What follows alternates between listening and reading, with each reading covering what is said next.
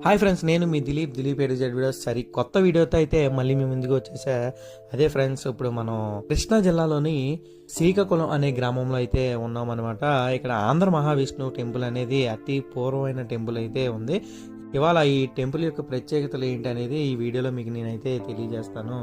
Especially ఇక్కడ ఏంటంటే, ముందుగా ఇక్కడ శ్రీకృష్ణ దేవరాయలు అముక్తమాల్య అనే గ్రంథం కూడా ఇక్కడే రచించారు.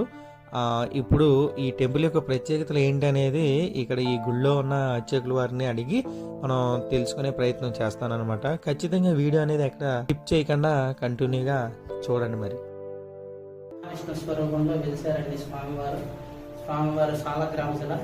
స్వామివారి సన్నిధిలోనే శ్రీదేవి భూదేవి ఉంటారు.